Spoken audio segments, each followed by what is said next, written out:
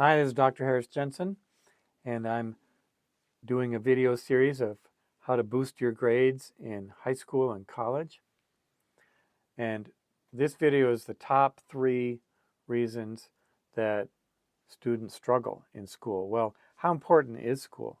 Well, it sets the trajectory for your life as a professional, and no matter what you do, it teaches you thinking skills, how to think about yourself, how to think about the world, how to think about life, how to use critical thinking skills to solve problems, manage your finances, manage your relationships, how to succeed in marriage, raising a family. And so school really plays a big role, but if you're hitting a roadblock, you may not be getting so much out of school.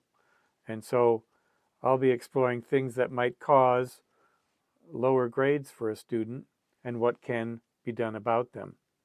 I'm recording this when the school year is going to be starting in about a month, and I'm now getting patients in my practice who are saying, hey, last semester didn't go very well.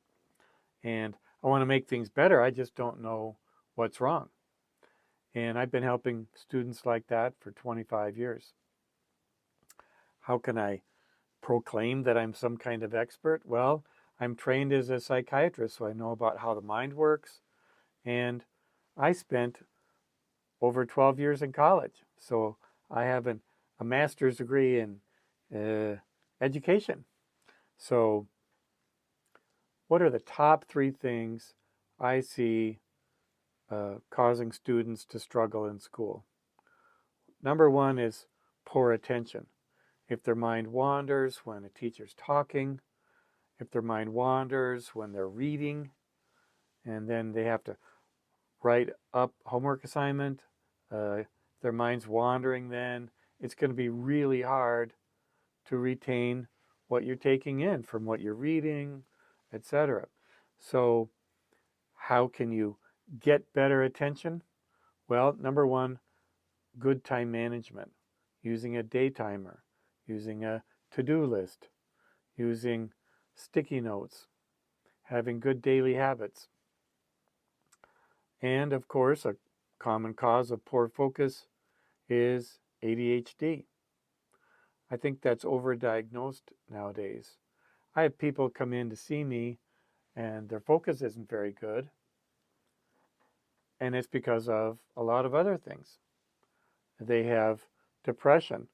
A common symptom of depression is poor focus and lack of motivation.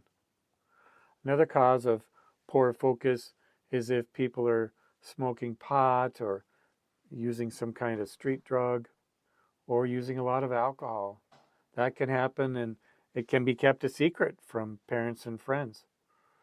But that can really cripple your attention. Why? Those substances tend to lower dopamine activity in the brain, and dopamine is the main chemical the brain uses to focus, to get motivated, to feel good about doing things even before those things are completed. That's dopamine activity. So it's really important to be able to focus. And if your mind's wandering, you can ask yourself, well, why is that? And if you're not depressed, it could be anxiety. Have you? Some of my patients can't focus, and they've been a victim of trauma. And because of the trauma, they have anxiety, insomnia, and depression. So it's good to work with a psychiatrist to explore all these different things that might be causing trouble with attention. You can have poor focus also because of a lot of distractions at home. So, one of my patients uh, has to care for a disabled sibling, and actually, they don't have to, but they're choosing to. But the chaos that ensues leaves them so distracted all evening they can't keep up with their studies in high school, and so they're getting poor grades because they're not asking for help from their parents. Hey, I need to block out 2-3 hours every evening to study. Can you help me out? So we're working on that. I think we'll get help from parents, and then his grades are going to get better. So getting better focus often involves, like I went over, asking for help. It might be from parents to block out time, might be asking for help from siblings, quit annoying me, could be asking teachers for help. So a lot of high school students are afraid to ask for help. Like for a teacher to re-explain something that was pretty hard for them to understand. And I did that a lot in my high school physics class. Like it was really tough. And Dr. Liebelt would do a good job explaining it one-on-one with me. And I ended up getting a good grade, and I learned so much about learning from that class. It really helped me in med school about 10 years later. I actually went back to my high school, Minot Senior High School, and thanked Dr. Liebelt for doing such a good job. But I also did a good job asking for help and being open to getting it. So you might also find it's hard to focus because you have learning disabilities. Some people struggle because they didn't so far learn how to read well and comprehend the material. Might be a disability with math, might be a disability with auditory information processing. That's where you can understand things pretty well with reading, but then when you hear it, it's kind of hard to make sense. And so if you suspect something like that is going on, you can see a neuropsychologist for educational testing. Schools might offer some testing in that regard as well. So school is like a platform for launching a rocket, and the rocket is your life. If there's something holding you back from getting good grades, then you should by all means spare nothing in figuring out what it is that's holding you back and then dealing with it. I had to repeat a class in the summer after 6th grade. I was a little slow in reading comprehension, and I had a bad attitude. I just wanted to goof off. But that was a really good experience for me.